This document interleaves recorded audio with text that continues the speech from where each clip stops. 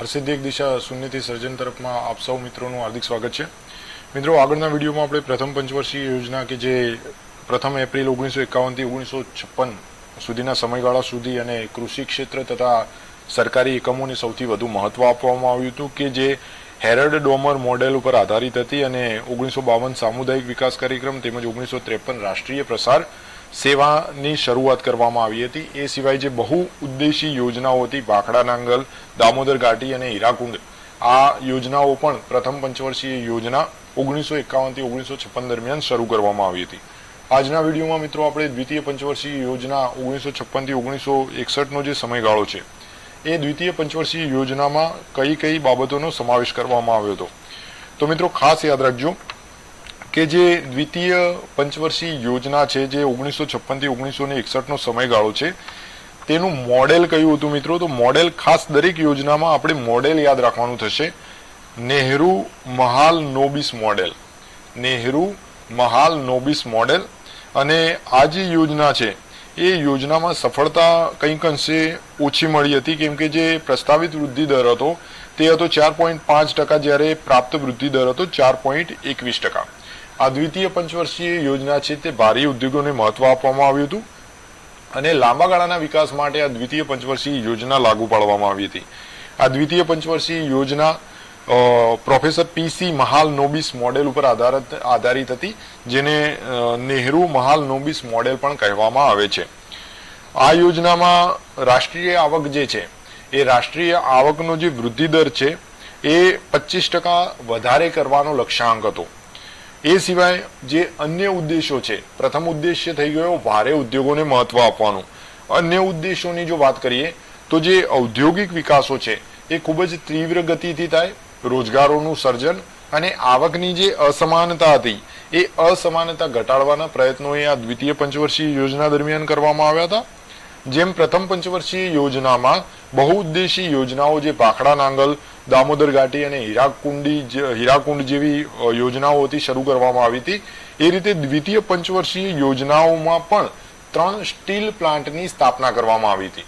ખાસ મિત્રો યાદ રાખજો, 3 સ્ટીલ પ્લાન્ટ, પ્રથમ રાઉરકેલા, બીજું દુર્ગાપુર અને ત્રીજું ભિલાઈ, આ 3 સ્ટીલ પ્લાન્ટની શરૂઆત કરવામાં આવી હતી। રાઉરકેલા એટલે કે ઓડિશામાં જર્મનીની મદદથી પ્રથમ સ્ટીલ પ્લાન્ટ, ત્યારબાદ દુર્ગાપુર એટલે કે પશ્ચિમ બંગાળમાં બ્રિટનની મદદથી, અને ત્રીજો જે સ્ટીલ પ્લાન્ટ હતો એ ભિલાઈ એટલે કે છત્તીસગઢમાં રશિયાની મદદથી શરૂ કરવામાં આવ્યા હતા।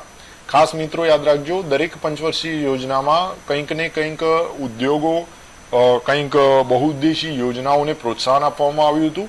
દ્વિતીય પંચવર્ષીય યોજનામાં સ્ટીલ પ્લાન્ટને પ્રોત્સાહન આપવામાં આવ્યું હતું જેમાં 3 સ્ટીલ પ્લાન્ટની સ્થાપના કરવામાં આવી હતી કેમ કે આ પંચવર્ષીય યોજના છે તે ભારી ઉદ્યોગોને મહત્વ આપવા માટે લાગુ પાડવામાં આવેલી હતી, જેમાં રાઉરકેલા ઓડિશા, દુર્ગાપુર પશ્ચિમ બંગાળ અને ભિલાઈ એટલે કે છત્તીસગઢમાં એમાં અન્ય દેશોની મદદ લીધેલી હતી। રાઉરકેલા ઓડિશામાં જર્મનીની મદદથી, જ્યારે દુર્ગાપુર પશ્ચિમ બંગાળમાં બ્રિટનની મદદથી અને ભિલાઈ છત્તીસગઢમાં રશિયાની મદદથી આ સ્ટીલ પ્લાન્ટ સ્થાપવામાં આવ્યો હતો।